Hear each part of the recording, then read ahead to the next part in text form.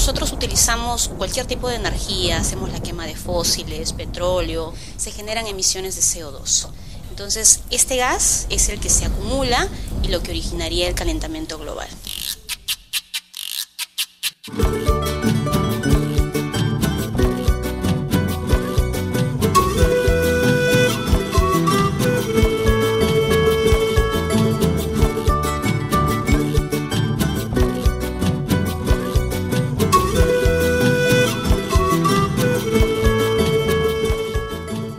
¿Podrías explicar un poquito en qué consiste el cambio climático? Bueno, a grandes rasgos, el cambio climático es un fenómeno natural. O sea, si nosotros, hacemos una vuelta al pasado, a todos los años de antigüedad, ha habido determinados momentos en que se han dado este tipo de fenómenos, ¿no? Lo que ha ocasionado también la extinción de algunas especies, consecuencias en la naturaleza. El problema es que justo en esta ocasión, si hacemos una especie de conteo en una escala de cómo se ha ido elevando la temperatura, se viene ya otra vez la aparición de este fenómeno, otra vez el cambio climático, pero al parecer va a ser mucho más crítico e incisivo, ¿no? Y ello se debe a un poco el modelo de consumo que se ha venido desarrollando, sobre todo en los últimos años, de la época de la industrialización hasta nuestros días, ¿no? ¿Qué es lo que ocasiona?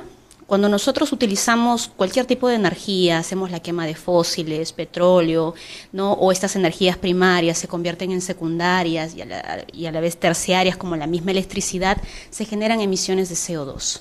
Entonces, este gas es el que se acumula y lo que originaría el calentamiento global. ¿Y qué síntomas podemos apreciar en estos momentos que realmente certifiquen que se está dando este cambio climático y que en este caso va a tener mucho más fuerza que en otras épocas? Cosas tangibles que nosotros podríamos ver, bueno, uno es los cambios en el clima, ¿no? Que es lo que se está dando, el tema de que las temperaturas se elevan, y cómo las estaciones, es más, se van acortando una a una, y cómo a veces encontramos una temperatura alta en el invierno y una baja también en el verano, ¿no? Lo que se prevé como consecuencias de acá al 2100, por ejemplo, es que el nivel del mar va a aumentar aproximadamente entre 15 centímetros a 95 centímetros por una suerte de todos los deshielos. Las lluvias también se incrementan, ¿no? Justamente en las zonas de más alta latitud, y la desertificación y un gran problema con el tema del agua, ¿no? ¿Podrías desarrollarnos un poquito más qué hacer como población, ya sea urbana, ya sea rural, qué hacer para afrontar este cambio climático y disminuir los impactos y las consecuencias que estaría generando y generará en el futuro en el país? Frente al cambio climático hay dos cosas primero que se pueden hacer. Por un lado, van a escuchar la palabra mitigar. ¿Qué cosa es mitigar? Disminuir nuestra contaminación, disminuir nuestras emisiones de ese gas, del CO2. Y por otro lado está el compensar. Entonces, primero lo que hago, y que deberíamos hacer todos, es, ya existen mecanismos para poder calcular cuánta emisión de CO2 nosotros tenemos, ¿no? Por las actividades que hacemos, los viajes, la cantidad de energía que hacemos, etcétera.